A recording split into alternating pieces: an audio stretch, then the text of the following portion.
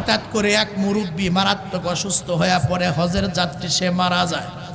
এখন সবাই মিলা চিন্তা করে লোকটা মারা গেছে, আমাদের হজের সাথে কবরস্থ করা দরকার। এলাকা থেকে একটা কোদাল চেয়ে এনে মাটি খনন করতেছে, কবর খনন করে জানাজা পড়ায় কবরে নামাবে। কথাগুলি খুব ভালো করে বুঝবেন, কবরে নামাবে। কিতাবের মধ্যে যেই মাত্র কবর খনন করার জন্য মাটি সরাইছে, নামায় নাই, মুহূর্তের মধ্যে তাকায় দেখে জানালা দরজা কিছুই নাই, তবে কবরের মধ্যে বিশাল বড় একটা সাপ এসে হাজির হয়ে গেছে। একটু জোরে কন্যা নাউজুবিল্লাহ। ভয়ে এই কবর ঢেকে দিয়ে পাশে আর একটা জায়গা কবর খনন করছে, লাশটা কবরে নামায় নাই, আর একটা সাপ এসে হাজির হয়ে গেছে। দোস্ত, তৃতীয় জায়গা আবার খনন করছে, মুহূর্তের মধ্যে সেই জায়গার মধ্যেও আজদাহা অজগর হাজির। পাশের কাফেলার মধ্যে আব্দুল্লাহ ইবনে আব্বাস রাদিয়াল্লাহু তাআলা আনহুমা উনি ছিলেন। এখান থেকে 4-5 জনের একটা কাফেলা দৌড়ায়া ওই কাফেলায় যায়।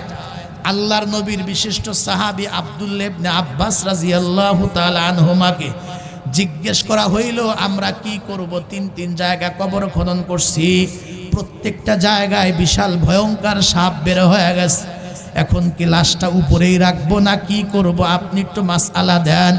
আব্দুল্লাহ ইবনে আব্বাস রাদিয়াল্লাহু তাআলা আনহুমা ডেকে বলেন, হয়তোবা কোনো গুনাহের কারণে আল্লাহ তার উপরে নারাজ, অসন্তুষ্ট, তার কবরে সাপ চলে আস, তবে যেমনি পারো তার কবরে নামায়া দাও। ও মা বোনেরা, এই কবরকে তোমাদের ভয় লাগে না? এই কবরে কি আমি আপনি যাব না? কিতাবে আসছে 4র্থ জায়গা যেই মাত্র কবর খনন করেছে, আল্লাহর বান্দাকে কবরে রাখছে, লোকজন উপরে এখনো পর্যন্ত উঠা সারতে পারে নাই। বিশাল বড় একটা অজগর এসে আল্লাহর বান্দার মাথা থেকে পা পর্যন্ত পেঁচায়া ধরছে। পরবর্তীতে তার বাড়িতে খবর নিয়ে জানা গেছে জুলুম করত, অন্যায় করত, মানুষে মাপে কম দিত, আর মানুষের উপর অত্যাচার করত। তার বিবি সাক্ষী দিয়েছে। এজন্য গুনাহ করতে হিসাব করে করা দরকার। কবরে যাওয়ার আগে আগে ওই কবরের ভয় অন্তরে রাখা দরকার। আল্লাহর বান্দার কবরে আযাব শুরু হয়ে গেছে। সন্তান পৃথিবীতে আগমন করছে, 4 বছর 6 বছর বয়স উপনীত হইলে কথার কথা বিয়ারা মারোয়া মাদ্রাসা 3 তলা বারান্দার মধ্যে আয়না কয়, হুজুর দিয়া গেলাম, আমার স্বামী ওসিয়ত করছিল ও যেন কোরআনের হাফেজ হয়, আল্লাহর কোরআন শরীফ তেলাওয়াতকারী হয়। মসজিদের বারান্দায় হাফেজ সাহেব, কারি সাহেব, ইমাম সাহেব 2-3 বার বলার পরে ভাঙ্গা ভাঙ্গা কণ্ঠে ছোট্ট বাচ্চা সবে মাত্র বলছে বিসমিল্লাহির রহমানির রহিম। মুহূর্তের মধ্যে আল্লাহর রহমতের জোশের মধ্যে জোশ লেগে গেছে। একটু জোরে কন্যা মারহাবা। মুহূর্তের মধ্যে আল্লাহ ফেরেশতাদেরকে ডাক দিয়া কয়, ওই যে তাকায় দেখ, ছোট্ট মাসুম বান্দা, ওই সন্তান যার কবরে যার বাবা আছে তার সন্তান মসজিদের বারান্দায় বা মাদ্রাসায় গিয়া বিসমিল্লাহ পড়ছে। এর মধ্যে আমি আল্লাহর 3টা নাম আছে, তার মধ্যে 2টা সিফাতি নাম, একটা জাতি নাম। সিফাতি নাম রহমান রহিম। তার সন্তান কয়, আমি নাকি রহমান, আমি নাকি রহিম, আমি নাকি পরম দয়ালু, আমি নাকি অতি দয়ালু, আমি নাকি রহমান, আমি নাকি রহিম। তাইলে তার সন্তান যদি আমার রহমান কয়, রহিম কয়, তার বাবার কবরে কেমনে আযাব দেই? ও ফেরেশতারা যা, এই মুহূর্তে আমি ওই বান্দার তামাম জীবনের গুনাহগুলি মাফ করে দিয়ে রহমান রহিম নামের খাতিরে তার সন্তানের জবান থেকে বের হয়েছে, এ কারণে এই মুহূর্তে আমি তার জিন্দেগীর গুনাহ মাফ করে কবরটাকে শান্তির জান্নাতের বাগান বানায়া দিলাম। পৃথিবীতে 4 ধরনের মা এবং বাবা আছে। এই 4 ধরনের মা বাবার কপাল বড় ভালো। এই মা বাবার কপাল বড় ভালো যাদেরকে আল্লাহ রব্বুল আলামিন 4 প্রকারের সন্তান দান করছেন। প্রথম নাম্বার হইল ওই সকল মা বাবা যাদের ওরসে, যাদের গর্ভে এমন সন্তান পৃথিবীতে আগমন করছেন, যাদের সন্তান ইসলামের জন্য, কোরআনের জন্য, আল্লাহর জমিনে আল্লাহর ধর্ম দিন প্রতিষ্ঠিত করতে গিয়া, কাফেরদের মোকাবেলা করতে গিয়া যাদের একটা সন্তান শাহাদাত বরণ করেছে, শহীদ হয়েছে, কিয়ামতের ময়দানে এই কথা আমরা প্রত্যেকেই জানি। কারণ যারা শহীদ হয়, এই শহীদদের কোনো গোসল হয় না, বিনা গোসলেই রক্তাক্ত অবস্থায়, কারো হাত নাই, কারো পা নাই, কারো মাথা নাই, শরীরের বিভিন্ন অঙ্গ প্রত্যঙ্গ নাই, এরা শহীদ হয়েছে। এই শহীদদের লাশগুলিকে যে অবস্থায় মারা গেছে, এ অবস্থায় জানাজা দিয়ে কবরে নামাইতে হয়। কিয়ামতের ময়দানে এই শহীদ যারা হবে, এরা ইসরাফিল আলাইহিস সালাম যখন তৃতীয় নাম্বার সিংহার ভিতরে ফুৎকার দেবে, এরা যার যার কবর থেকে দাঁড়ায়া যাবে। যে অবস্থায় কবরে গিয়েছে, হাত নাই, পা নাই, বিভিন্ন অঙ্গ নাই, রক্তাক্ত দেহ, এই অবস্থায় যখন কিয়ামতের ময়দানে আল্লাহর সামনে দাঁড়ায়া যাবে, রব্বুল আলামিনের পক্ষ থেকে জিজ্ঞেস করা হবে এরা কারা, অথবা হাসির বাসে জিজ্ঞেস করবে এরা কারা, এই অবস্থা কেন? বলে জবাব আসবে, এরা হলো ওই সকল আল্লাহর পিয়ারা বান্দা যারা পৃথিবীতে আল্লাহর মনোনীত ধর্মকে, কোরআনকে, আল্লাহর হুকুমকে এই জমিনে বাস্তবায়িত করতে গিয়া যারা চেষ্টা করেছে, এমন কি জীবনের শেষ মুহূর্তে জীবনটা পর্যন্ত দিয়েছে, রক্তাক্ত অবস্থায় এরা কবরে আসছে। এই অবস্থায় কিয়ামতের ময়দানে দাঁড়িয়েছে। আল্লাহর পক্ষ থেকে বলা হবে, যাও, বিনা হিসাবে, বিনা বিচারে তোমরা জান্নাতে চলে যাও। বলার সাথে সাথে এরা বলবে, একা জান্নাতে যাব না। একটু জোরে সুবহানাল্লাহ বলে। একা যাব না, আমার মা কই, আমার বাবা কই, আমার মা বাবার পক্ষে সুপারিশ করি, সুপারিশ কবুল করো নবী আমার। বলেন, এ শহীদের সুপারিশে শহীদ একা নয়, তার মা বাবাকে ওই দিন বিনা বিচারে, বিনা হিসাবে আমার আল্লাহ দান করবেন জান্নাত। একটু জোরে আওয়াজ দে বলেন না সুবহানাল্লাহ। বলে 4 ধরনের মা বাবার কপাল বড় ভালো। তার মধ্যে 1 নম্বরে হলো যাদের একটা সন্তান আল্লাহ রাস্তায় শাহাদাত বরণ করছেন। এজন্যই তো পয়গম্বর কোনো একটা যুদ্ধ, জিহাদ কমপ্লিট করে মদিনায় ঢুকতেছিলেন। মদিনার এরিয়ার ভিতরে পা রাখলেই দেখতে পাইলেন একজন মা অধীর আগ্রহ নিয়ে রাস্তার মোড়ে দাঁড়িয়ে আছে। পয়গম্বরকে দেখতেই বলে, ইয়া রাসূলুল্লাহ, আপনি এসেছেন তো আপনার সাথে আমার একটা ছেলে গিয়েছিল যুদ্ধের ময়দানে, আমি আমার ছেলেটাকে রিসিভ করার জন্য আমি অপেক্ষায় আছি। নবী আমার মুহূর্তের মধ্যে ডাক দিয়ে বললেন যে, মা, কেমনে তোমারে বলবো তোমার সন্তানটাকে আল্লাহ রাব্বুল আলামিন যে কবুল করে নিয়েছেন। বলে কিভাবে? তোমার সন্তান তো কাফেরদের বিরুদ্ধে, ওই জালেমদের বিরুদ্ধে, ইসলাম আর কোরআন, আল্লাহর নবীর দুশমনদের বিরুদ্ধে জিহাদ করতে করতে করতে করতে তোমার সন্তানটা দুনিয়ার থেকে বিদায় হয়ে গেছে। মাগো, আমি নিজের হাতে তোমার সন্তানটাকে বিনা গোসলে রক্তাক্ত অবস্থায়, মাগো, আমি নিজে মুহাম্মাদুর রাসূলুল্লাহ কবরের মধ্যে নামায়া দিয়েছি। মাগো, তোমার সন্তান তুমি রিসিভ করতে আসছো, কিন্তু তোমার সন্তান তো শাহাদাত বরণ করেছে। মাগো, তোমার সন্তানটাকে রব্বুল আলামিন যে কবুল করে নিয়েছে, তুমি এবার কি বলবা? মহিলা মুহূর্তের মধ্যে, মা তো, মায়ের মধ্যে তো দয়া মায়া ভালোবাসা মহাব্বত তো তামাম পৃথিবীর সকল আপনজনের মধ্যে সবচাইতে বেশি। মহিলার 2 চোখ থেকে পানি ঝরে ঝরে পড়তেছিল ঝর্ণার মতো। এরপরে মা হিসাবে অন্তরের ভিতরে কষ্ট পেয়েছেন। এ মহিলা মুহূর্তের মধ্যে পয়গম্বরকে ডাক দিয়ে বলেন, ইয়া রাসূলুল্লাহ, আমার সন্তান শাহাদাত বরণ করছে, দুনিয়াতে নাই। শোনার পরে নিঃসন্দেহে আমার কলিজার মধ্যে অত্যন্ত কষ্ট লেগেছে, কারণ আমি তো জনম দুঃখিনী মা। দীর্ঘ 10টি মাস পর্যন্ত আমি পেটে দিয়া বোঝা বহন করেছি। আমি আমার সন্তানকে বড় কষ্ট স্বীকার করে করে ডেলিভারি করিয়েছি। দীর্ঘ 2 বছর পর্যন্ত আমি আমার সন্তানকে দুধ পান করিয়েছি। ইয়া রাসূলুল্লাহ, মা হিসাবে সত্যি আমার অন্তরের মধ্যে অনেক ব্যথা, অনেক কষ্ট আমি পেয়েছি। ইয়া রাসূলুল্লাহ, চোখ দিয়ে পানিও ঝরেছে। তবে হুজুর, এই মুহূর্তে এই যে দেখেন, আমি আমার চোখের পানি মুছে ফেললাম। অন্তরে হাজারো কষ্ট দুঃখ থাকার পরে আমি সবরে জামিল এখতিয়ার করলাম। কেন কেন? ইয়া রাসূলুল্লাহ, আপনার এই সোনার বরকতি জবান দিয়ে নিজে বলছেন, কারো একটা সন্তান যদি শাহাদাত বরণ করে, কিয়ামতের ময়দানে শহীদ সন্তান যেমন বিনা বিচারে বিনা হিসাবে আল্লাহর জান্নাতে চলে যাবে, এই শহীদের সুপারিশে ওই দিন মা বাবাকেও জান্নাত দেওয়া হবে।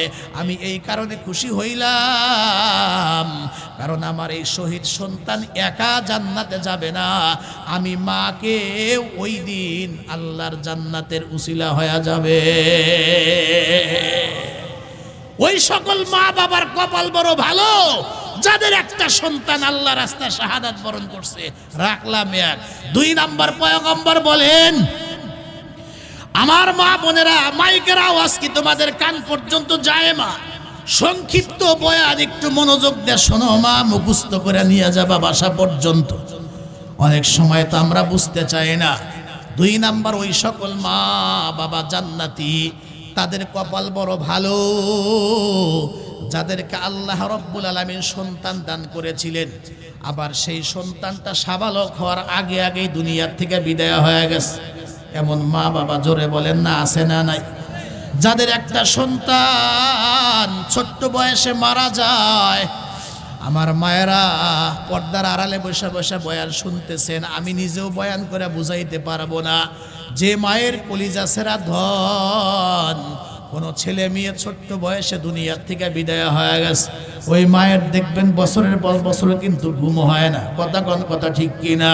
ও আমার মা বোনেরা, আমার মুরব্বী বাবারা, ভালো করে শুনবেন। ধৈর্য ধারণ করা বড় কঠিন, কিন্তু পয়গম্বর বলেন 2 নাম্বার হইল, আল্লাহ রাব্বুল আলামিন ওই সকল মা এবং বাবা যাদেরকে সন্তান দিলেন, আবার সেই সন্তান সাবালক হওয়ার আগে আগেই আল্লাহ রাব্বুল আলামিন টান দিয়ে নিজের কাছে নিয়ে নিছেন। এই জায়গা যারা বসা আছেন, ওয়াজ মিলায়া দেখবেন অনেকের নাবালেগ সন্তান দুনিয়া থেকে চলে গেছে। তাদের কপাল বড় ভালো, যাদের ছোট্ট বয়সে কোনো ছেলে মেয়ে মারা যায়। ধৈর্য ধারণ করা বড় কঠিন, কিন্তু কোনো মা কোনো বাবা যদি সবরে জামিল এখতিয়ার করে, অর্থাৎ চোখ দিয়ে পানি ঝরবে, অন্তরে ব্যথা লাগবে, তারপরেও বলে আলহামদুলিল্লাহ, মালিক তুমি দিয়েছিলে, আবার তুমি নিয়েছো, এর উপরে আমি রাজি আছি, সন্তুষ্ট আছি। চোখ দিয়ে পানি ঝরে, অন্তরে রক্তক্ষরণ হয়, তারপরে কয় আল্লাহ তোমার সিদ্ধান্তে আমি মেনে নিয়েছি, আমি রাজি আছি। পয়গম্বর বলেন, কিয়ামতের ময়দানে এই নাবালেগ সন্তান যারা মারা যায়, এদের কোনো বিচার নাই, এদের কোনো হিসাব নাই।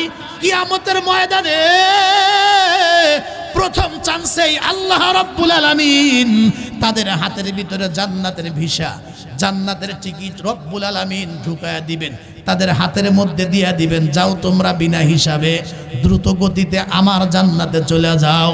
এই সন্তানগুলি ওই দিন জান্নাতের ভিসার টিকিট পাইবার পরেও জান্নাতের দিকে যাবে না। ও মালিক, আজকে তুমি আমাকে জান্নাত দিলা, তবে আমি একা জান্নাতে যাব না। আমার সেই মা গেল কই, আমার সেই বাবা কই? ও মালিক, পৃথিবীতে আমার মা বাবার গর্বে বা আমার কোলে দিলে যদি বাঁচায় না রাখবা, তাইলে দুনিয়াতে তাদেরকে কেন দিলা? এমন মায়া ধরাইছি, আমি আমার মার ঘুমকে হারাম করেছি, আমার আব্বার অন্তরে অনেক কষ্ট দিয়েছি, তুমি বাঁচায় রাখো নাই। আজকে একা জান্নাতে যাব না। ও মালিক, আমি আমার মা বাবার জন্য সুপারিশ করি, মেহেরবানি করে আমার মা বাবারে মাফ করে জান্নাত দিয়ে দাও। আল্লাহর নবী বলেন, ওই দিন এই নাবালেগ সন্তানের সুপারিশে আল্লাহ রব্বুল আলামিন ওই দিন মা বাবাকেও বিনা হিসাবে বিনা বিচারে আল্লাহ জান্নাত দান করে দিবে। সুবহানাল্লাহ। কিন্তু ধৈর্য ধারণ করতে হবে, সবরে জামিল এখতিয়ার করতে হবে, সময় মতো করতে হবে। কিন্তু অনেক মহিলা আছে, অনেক মা আছে, অনেক বাবা আছে এমন কয় যে অমুকের 4টা ছেলে হেডে আল্লাহ সহে দেখলো না, আমার একটা ছেলে হেডে আল্লাহ নিয়ে গেল, এরকম বলে না? বলে না? তাহলে ফজিলত শেষ, মানে আল্লাহর সিদ্ধান্ত মানে নাই। তবে কানতে কানতে কানতে কানতে এক সময় তো ধৈর্য আসবেই। কথা ঠিক কিনা? এক সময় তো আসবে, তখন কোনো লাভ হবে না। এজন্য এক মহিলার সন্তান মারা গেছে, কানতেছে, আল্লাহর নবী পাশ দিয়েই যায়। মহিলা আর নবীকে চেনে না। আল্লাহ রসুল বললেন, মাগো ধৈর্য ধারণ করো, ভালো ফল পাইবা। মহিলা বাঁকা চোখ করে তাকায় আর কয়, তোমার তো মরে নাই, তুমি কি বুঝবা? আমি বুঝতেছি। নবীরে কয়। পরে যখন কান্না বন্ধ হয়েছে, লোকজন জিগায়, কারো এমন করে বলছো চিনছো? কয় না, মুহাম্মাদুর রাসূলুল্লাহ সাল্লাল্লাহু আলাইহি ওয়াসাল্লাম। কানতে কানতে চোখের পানি শেষ। এক সময় তো ধৈর্য আসবে 2 মাস পরে। কথা কন না গে? এখন নবীর কাছে গিয়ে, হুজুর আমি ধৈর্য ধারণ করছি। কয় না, এখন আর কোনো কাজ হবে না। ধৈর্য ধরতে হবে সময় মতো। যখন হিটটা লাগছে, আগুনটা ধরছে, তখনই বলতে হবে, আল্লাহ চোখ দিয়ে পানি আসছে, অন্তরে কষ্ট পাইছি, তবে তুমি দিয়েছিলে, তুমি নিয়ে নিয়েছো, আমার কিছুই করার নেই। আলহামদুলিল্লাহ, আমি ধৈর্য ধারণ করেছি। যেমনি ভাবে হযরত ইউসুফ আলাইহিস সালামকে হারায়া হযরত ইয়াকুব পয়গম্বর ধৈর্য ধারণ করছিলেন। ফাসাবরুন জামিল, আল্লাহুল মুস্তাআনু আলা মা তাসিফুন। কানতে কানতে বেচারার চোখের পানি শেষ হয়ে গেছে, রক্ত আসা শুরু হয়েছে, তবু আল্লাহরে দোষারোপ করে নাই। উনি চোখ দিয়ে পানি আসবে, অন্তরে কষ্ট লাগবে, তারপরে আল্লাহ তুমি যেটা করছো তোমার সিদ্ধান্তে আমি রাজি আছি, আমি খুশি আছি, আমি মেনে নিয়েছি। এটার নাম হলো সবরে জামিল। এটার ফলাফল আল্লাহ দান করবেন। ওই সন্তানকেও আল্লাহ বিনা হিসাবে জান্নাত দেবেন। আর ওই সন্তানের সুপারিশে আল্লাহ রব্বুল আলামিন মা বাবাকে ওই দিন জান্নাত দান করবেন। সুবহানাল্লাহ। একজন রুটি খাচ্ছে, রুটি তো হঠাৎ করে পাখি একটা তার হাত থেকে রুটি নিয়ে উড়াল দিস।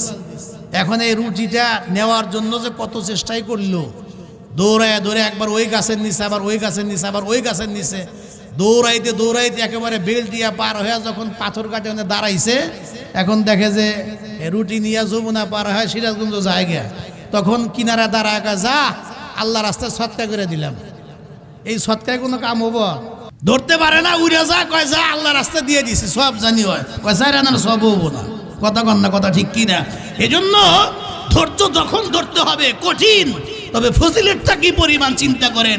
আমার সন্তানটা বিনা হিসেবে জান্নাতে চলে যাবে, আর মা বাবাকে ওই দিন ওই সন্তানের সুপারিশে আল্লাহ রব্বুল আলামিন জান্নাত দান করবেন। একটু জোরে বলেন না সুবহানাল্লাহ।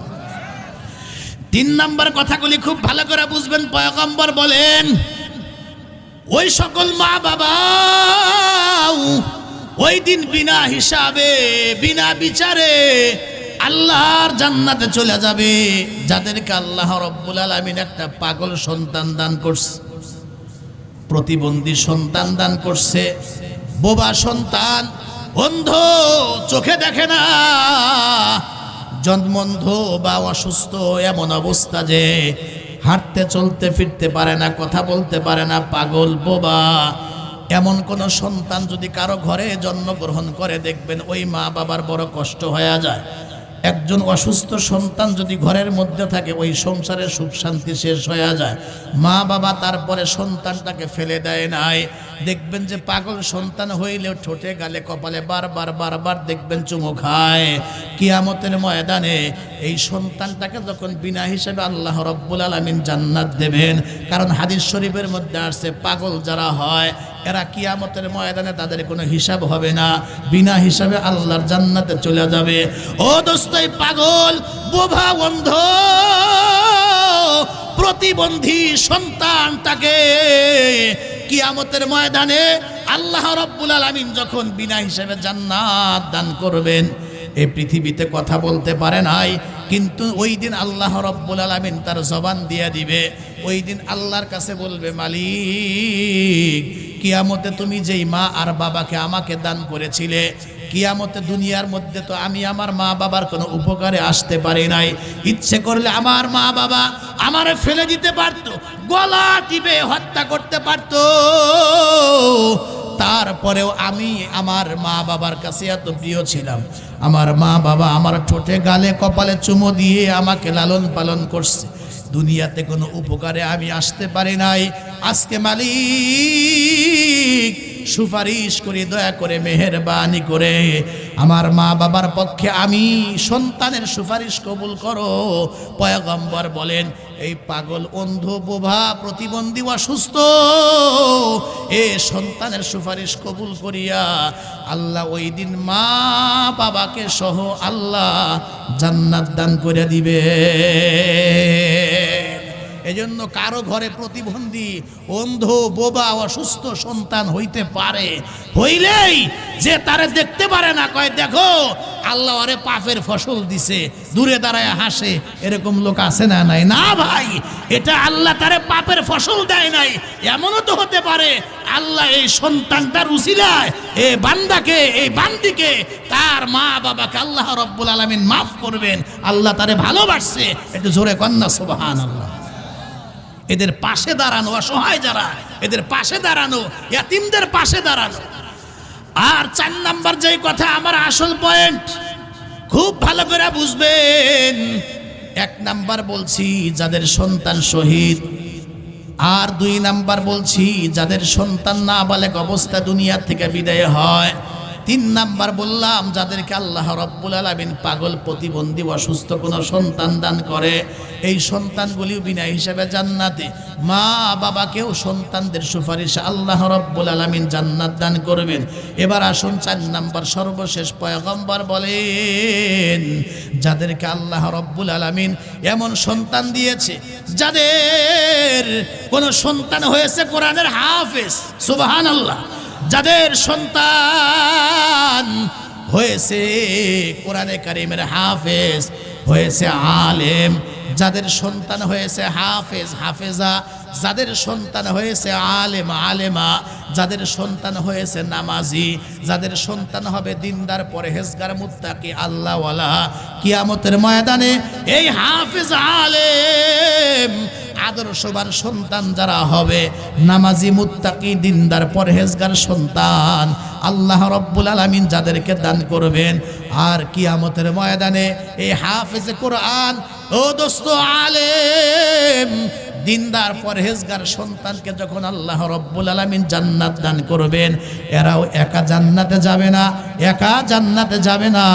এই হাফেজ, আলেম, দিনদার সন্তান ওই দিন আল্লাহর কাছে সুপারিশ করে বলবে, আল্লাহ একা যাব না যতক্ষণ না পর্যন্ত আমার মা বাবার জন্য জান্নাতের ফয়সালা হবে। হাদিস শরীফের মধ্যে আসছে, এক একজন হাফেজ এমন 10 জন যাদের উপরে জাহান্নাম অবধারিত, নিশ্চিত জাহান্নামী, এদের মধ্যে থেকে কমপক্ষে 10 জন, জোরে কোন কয়জন? এদের মধ্যে মা এবং বাবার কথা সবার আগে, দাদা দাদি, নানা নানি, শ্বশুর শাশুড়ি, আর তার লেখাপড়া করতে গিয়ে যারা খাবার দিয়ে, টাকা দিয়ে, পয়সা দিয়ে, সময় দিয়ে, বুদ্ধি দিয়ে যে কোনোভাবে সহযোগিতা করছে, ওই লোকটা সহ এরকম হাফেজে কোরআন এক একজন কমপক্ষে নিম্নে বললাম, কমপক্ষে 10 জন জাহান্নামের আসামীদের সুপারিশ করে এদেরকেও জান্নাতে একসঙ্গে নেওয়ার ক্ষমতা রাখবে। একটু জোরে বলেন সুবহানাল্লাহ। এই কথা আমরা প্রত্যেকে জানি। হাফেজে কোরআন সবাই হতে পারবে না, আলেম, মুফতি হয়তো বা সবাই হতে পারবে না, কিন্তু মাগো তুমি তো তোমার সন্তানটাকে মুসলমান হিসাবে আল্লাহর কোরআনটা শুদ্ধ করে শিখাইতে পারো। ও ভাই, আলেম হাফেজ যদি হয় এটা তোমার সুকপাল, সমাজে কিছু আলেম হাফেজ থাকলেই হয়, কিছু মুফতি থাকলেই হয়, এটা ফরজে কিফায়া, এটা হলো ফরজে কিফায়া। কিছু আলেম হাফেজ হইলেই চলে, সবাই আলেম হাফেজ হবে না। তবে মাগো, ও আমার ভাই, আমার ছেলে, আমার মেয়ে মুসলমান, তাকে বানাইতে হবে। এই কারণে 5 ওয়াক্ত নামাজ যেমন ফরজ, ঠিক একইভাবে আল্লাহর পক্ষ থেকে একটা কিতাব আসছে যার নাম হলো কোরআন। অন্তত আমার সন্তানটাকে আল্লাহর কোরআনের নাজেরাটা দেখে দেখে কোরআন পড়তে পারে, এতটুকুন এলেম কোরআন শিক্ষা দেওয়াটা প্রত্যেকটা মুসলমান নারী পুরুষের উপরে ফরজ। সুবহানাল্লাহ। নামাজ যেমন ফরজ, খুব ভালো করে বুঝবেন, হাফেজ হওয়া ফরজ না, আলেম হওয়া ফরজ না। তবে প্রত্যেকটা মুসলমানের ঘরে সন্তানদেরকে বা মুসলমানদেরকে অন্তত দেখা দেখা পুরা কোরআনটা শিক্ষা করাটাও কিন্তু ফরজ। একটু জোরে বলেন না সুবহানাল্লাহ। হাফেজ আলেম হওয়া ফরজে কিফায়া, কিছু আলেম হাফেজ হলে চলে, তবে কোরআনটা দেখে দেখে নাজারা পড়াটা, এটা ভাই আপনার জন্য, মা বোন আপনাদের জন্য, সকলের জন্যই কিন্তু এটা ফরজ। একটু ব্যবধান নাই, একটু ব্যবধান নাই। এজন্য বলুন তো, আমাদের সন্তানদেরকে কোরআন শিক্ষা দেওয়ার দরকার। একটু জোরে বলেন না, আছে না? হাদিস শরীফের মধ্যে আসছে, কিয়ামতের ময়দানে আল্লাহ রাব্বুল আলামিন এক ধরনের মানুষের মাথার উপরে নিজের কুদরতি হাত দিয়া নূরের টুপি পরায়া দিবে। একটু জোরে সুবহানাল্লাহ দেন। হয় নাই? আওয়াজ করে জোরে কওয়া লাগবে সুবহানাল্লাহ। আল্লাহ নিজে কুদরতি হাত দিয়ে টুপি পরায়া দিবে, নূরের টুপি। চিন্তা করেন, হাফেজ হইলে ওয়াজের মঞ্চে হাফেজদের মাথার মধ্যে পাগড়ি বেঁধে দেওয়া হয়। এই যে কয়েকদিন আগে 18 নভেম্বর বল্লভবাড়ি মাদ্রাসা অনেকগুলি ছেলের মাথায় আমি নিজে পাগড়ি পরায়া দিয়েছি। পাথাইলকান্দি বাজার মাদ্রাসা পরায়া দেওয়া হয়েছে।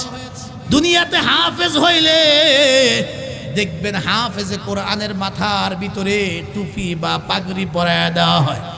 আবার সাথে সাথে দেখবেন তার বাবা বা তার মুরব্বীর মাথার উপরেও দেখবেন দুনিয়ার কাপড়ের টুপি পরায় একটু সম্মান দেওয়া হয়। তাই দেখবেন হাফেজে কোরআনের বাবার বুকটা দেখবেন ভরে যায়, এত আনন্দ পায়। 100 টাকার একটা টুপি কোন আলেম দুনিয়ার স্টেজে নিয়ে পরায়া দিলে দেখবেন বাবার আনন্দ কে দেখে, কত আনন্দিত হয়। চিন্তা করেন, কিয়ামতের ময়দানে স্বয়ং আল্লাহ যখন হাফেজে কোরআনের বাবা মার মাথার উপরে নূরের টুপি পরায়া দেবে, যেই টুপির আলোতে ওই আশপাশে পুরা হাসরবাসী পুরা এলাকাটা আলোকিত ঝলমল ঝলমল করতে থাকবে। হয় নাই? একটু আওয়াজ করে বলতে হবে আল্লাহু আকবার। হয় নাই? মুসলমানের আওয়াজ দিয়ে জোরে কওয়া লাগবে আল্লাহু আকবার। আল্লাহ নিজের হাত দিয়ে যখন কুদরতি টুপি পরায়া দিবে, যার আলোতে আশপাশটা আলোকিত হবে, ঝলমল করতে থাকবে। দুনিয়াতে যারা ধনী ছিল, বড় লোক ছিল, বড় বড় চেয়ারের ক্ষমতা যাদের হাতের ভিতরে ছিল, ওই দিন আঙ্গুল উঠে উঠে বলবে এই লোকগুলা কারা, কি ব্যাপার, এদের বাড়ি তো বিয়ারা মারোয়াই ছিল, বাড়ি তো বল্লভ বাড়িতেই ছিল, বাড়ি তো পাথাইলকান্দিতে ছিল, টাঙ্গাইলেই ছিল, কালিহাতিতে ছিল, সমাজে তো এদের তেমন কোনো ব্যক্তিত্ব ছিল না, গুরুত্বপূর্ণ কোনো জায়গাতে এদের কোনো ডাক পড়ে নাই, তো এত সম্মান কেন তাদের? ফেরেশতারা বলবে আল্লাহর পক্ষ থেকে জানানো হবে, দুনিয়াতে তাদের সম্মান কম থাকতে পারে, কিন্তু দুনিয়াতে এরা এদের সন্তানকে কোরআনে কারিম শিখাইছিল। এটা সুবহানাল্লাহ। আমি কিন্তু হাফেজের কথা কই নাই, এরা এদের সন্তানকে কোরআন শিখাইছিল। খুব ভালো করে বুঝবেন, দুনিয়াতে এদের সন্তানকে কোরআনে কারিম তালিম দিয়েছিল, আর এদের সন্তানরা দুনিয়ার জমিনে বৈশা বৈশা আল্লাহর কোরআন শরীফ তেলাওয়াত করছিল। এই কারণে এই তেলাওয়াতকারী সন্তানদের মা বাবাকে আল্লাহ রব্বুল আলামিন নূরের টুপি পরায়া লক্ষ লক্ষ কোটি কোটি মানুষের সামনে, হাসরবাসীর সামনে তাদের ইজ্জত আর সম্মান দিল। হাদিসের মধ্যে আছে, যে ব্যক্তি কোরআন তেলাওয়াত করছে তার মা বাবার যদি এমন সম্মান হয়, তাহলে চিন্তা করো যে নিজে কোরআন তেলাওয়াত করছে তার সম্মান আরো কি পরিমাণ হইতে পারে। হাদিস শরীফের মধ্যে আসছে, কিয়ামতের ময়দানে একজন হাফেজের কথা বললাম, কমপক্ষে 10 জন, আবার কোরআনের আলেম যারা হবে এক বর্ণনায় 70 জন, আর এক বর্ণনায় 100 জন, অন্যান্য বর্ণনার মধ্যে আছে বেহিসাব অগণিত মানুষকে ওই দিন সুপারিশ করে করে ওই দিন হাফেজে কোরআন আলেম যারা বা আমল আলেম যারা ওই দিন সুপারিশ করে করে আল্লাহর জান্নাতের দিকে নিয়ে যাবে। এমন কথাও হাদিসের মধ্যে আছে, আল্লাহর পক্ষ থেকে যখন সুপারিশ কবুল হবে এদেরকে নিয়ে যখন জান্নাতে ঢুকাবে, এক ব্যক্তি সামনে দাঁড়ায়া যাবে, হুজুর আমার কথাটা একটু বললেন না। ভাই আপনাকে তো চিনলাম না, হুজুর মনে নাই আপনাকে যে আমি একদিন হুজুর পানি দিছিলাম, আপনার মাদ্রাসা আমি 1 বস্তা চাউল দিছিলাম, আপনার মাদ্রাসায় বাজার ছিল না, একদিন বাজারের টাকা আমি দিয়েছিলাম, আপনাকে আমি 1 বদনা হুজুর পানি দিয়েছিলাম। হুজুর ভুলে গেলেন?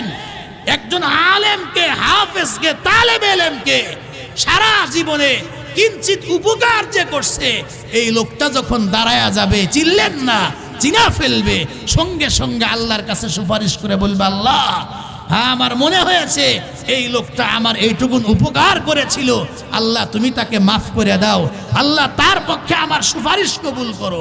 মুহূর্তের মধ্যে হাদিস শরীফের মধ্যে আসছে, আল্লাহর পক্ষ থেকে ঘোষণা হবে, ও আলেম যাও, দুনিয়ার হায়াতের জিন্দেগিতে তোমাকে এতটুকু উপকার যে করছে, যেহেতু আলেমরা নবীদের ওয়ারিস আর নবীরা হইল আমার নির্বাচিত মানুষ, সুতরাং আলেমদেরকে, হাফেজে কোরআনদেরকে যে যেভাবে সহযোগিতা করছে আজকে আমি কবুল করলাম, যাও এই ব্যক্তি সহ যাকে যাকে খুশি মনে চায় সুপারিশ করে করে জান্নাতে নিয়ে যা। আহা, দুনিয়ার হায়াত হলো ক্ষণস্থায়ী, আখিরাতটা হলো চিরস্থায়ী। ওয়াজ লম্বা লাগে না, বুঝ আসলে কোন কথাতে ধাক্কা লাগে অন্তরে মোর পরিবর্তন হয়ে যাবে। জোরে কন্যা কথা ঠিক কিনা? আমার মা বোনেরা, আমার যুবক ভাইরা, মুরব্বী আব্বারা, এ দুনিয়াতে কে কয়দিন আছি আমরা কেউ বলতে পারবো না। মারা গেলে সব শেষ, আমল বন্ধ। তবে কিছু আমল এমন আছে দুনিয়াতে রাইখা গেলে আমি কবরে চলে যাব, কিন্তু এই আমলগুলার সব চলে যাবে। 1 নাম্বার সাদাকায়ে জারিয়া, এমন নেক আমল করা, এমন কিছু করা যে একদিনে ফুরায় না, শেষ হয়ে যায় না। এখানে মাদ্রাসা হবে, আপনি 10,000, 20,000, 1 লক্ষ, 2 লক্ষ, 1-2,000 ইট অথবা 1 টন রড বা 1 বস্তা 5 বস্তা সিমেন্ট, অথবা যদি এমন হয় আপনি 2,000, 1,000 ইট যে যেভাবে দিলেন, এ মাদ্রাসা কিন্তু আমার আপনার মরণ আছে। আমরা নির্দ্বিধায় বলতে পারি এই মাদ্রাসা শত শত বছর থাকবে। আবার এক সময় যদি এটা নষ্টও হয়ে যায় অসুবিধা নাই। এই যে 50টি বছর এই মাদ্রাসায় চলল, যত হাফেজে কোরআন বের হইল, আলেম বের হইল, যত মুসলমানের সন্তানেরা আল্লাহর কোরআন এই মাদ্রাসায় শিখলো, অসুবিধা নাই। এরা আবার আরেকজনকে হাফেজ বানাবে, আরেকজনকে কোরআন শিখাবে। এইভাবে যতদিন পর্যন্ত এই দুনিয়ার ভিতরে এই সিলসিলা চলতেই থাকবে। আমি আপনি যে ওই যে 22শে জানুয়ারি 2026-এ বিয়ারা বারোয়ার এই মাহফিলের মাঠে বৈশা 5,000 টাকা, 10,000 টাকা, 500,000 টাকা সহযোগিতা করছিলাম, আমি কবরে যাব, কিন্তু কিয়ামত পর্যন্ত আমার দানটা অল্প হইলেও আল্লাহ রসুল বলেন আমার কবরের ভিতরে এই দানের সব পৌঁছতেই থাকবে। একটু জোরে বলতে হবে সুবহানাল্লাহ। 2 নাম্বার উপকারী আলেম, আর 3 নাম্বার হলে নেক সন্তান। ও মা, আমার ভাইয়েরা, আমরা দুনিয়ার থেকে চলে যাব, একটা ছেলেরে হাফেজ বানান, আলেম বানান, একটা ছেলেকে কোরআন শরীফ শুদ্ধ করে তেলাওয়াত শিখান, জানাজা শিখায়া যান, কালেমাগুলা শিখায়া যান, কিভাবে মা বাবার জন্য দোয়া করতে হয় মাদ্রাসায় দিয়া শিখান।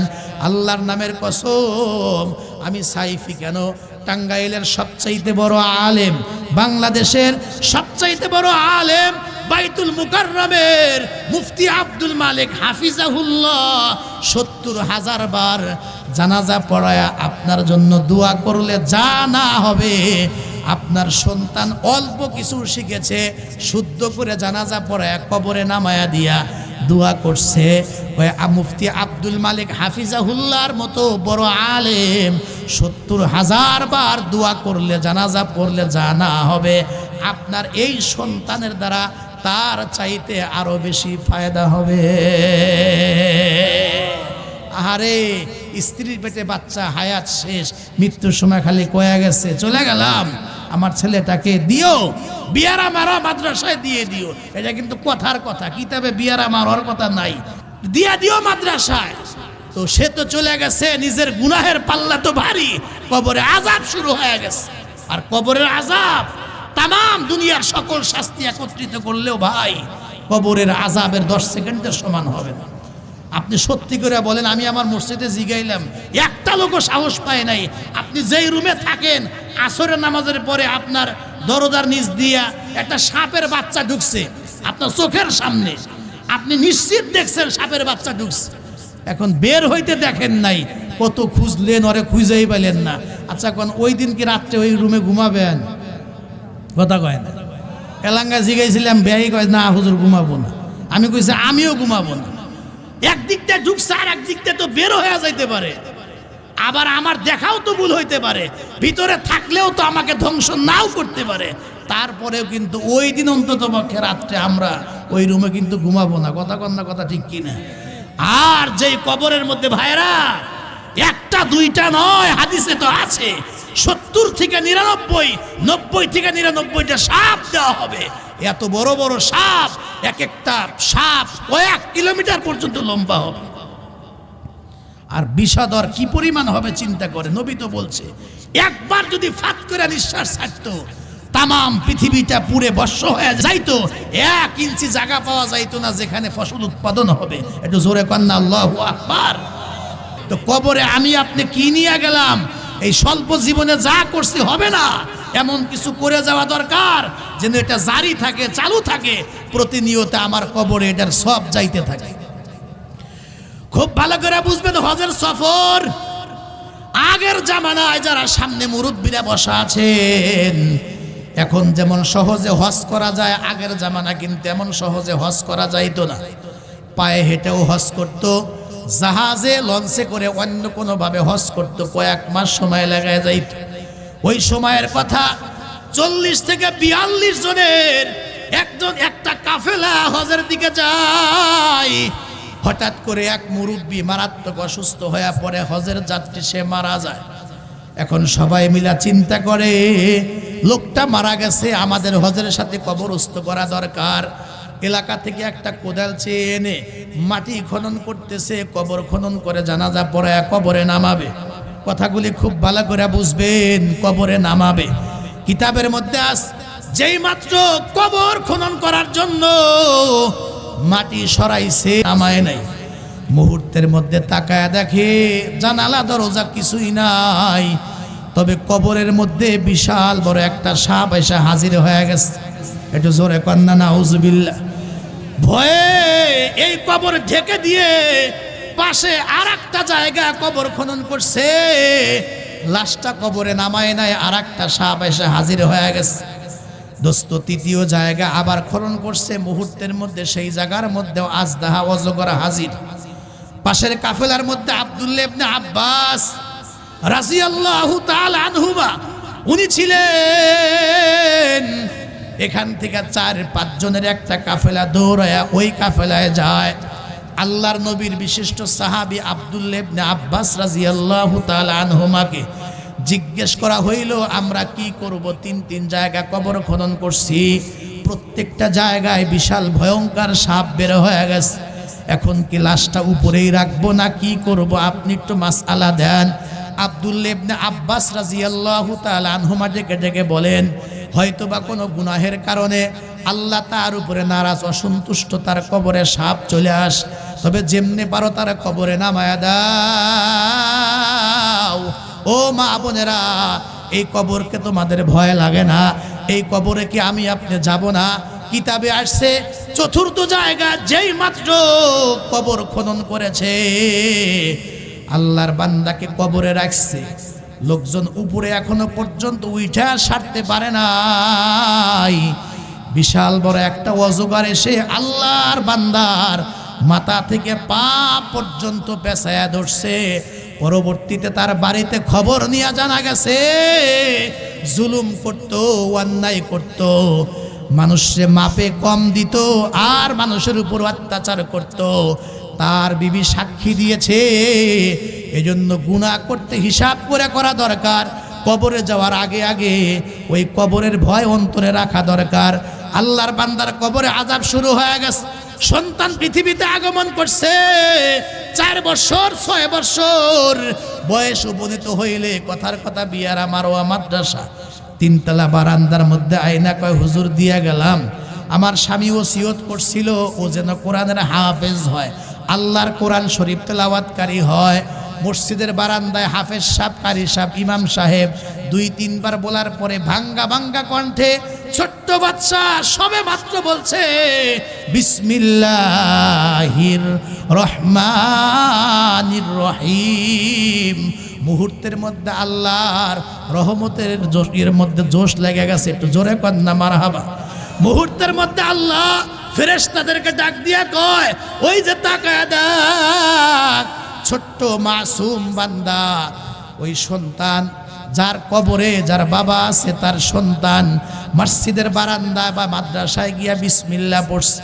এর মধ্যে আমি আল্লাহর 3টা নাম আছে, তার মধ্যে 2টা সিফাতি নাম, একটা জাতি নাম। সিফাতি নাম রহমান রহিম। তার সন্তান কয়, আমি নাকি রহমান, আমি নাকি রহিম, আমি নাকি পরম দয়ালু, আমি নাকি অতি দয়ালু, আমি নাকি রহমান, আমি নাকি রহিম। তাইলে তার সন্তান যদি আমার রহমান কয়, রহিম কয়, তার বাবার কবরে কেমনে আযাব দেই? ও ফেরেশতারা যা, এই মুহূর্তে আমি ওই বান্দার তামাম জীবনের গুনাহগুলি মাফ করে দিয়ে রহমান রহিম নামের খাতিরে তার সন্তানের জবান থেকে বের হয়েছে, এ কারণে এই মুহূর্তে আমি তার জিন্দেগীর গুনাহ মাফ করে কবরটাকে শান্তির জান্নাতের বাগান বানায়া দিলাম।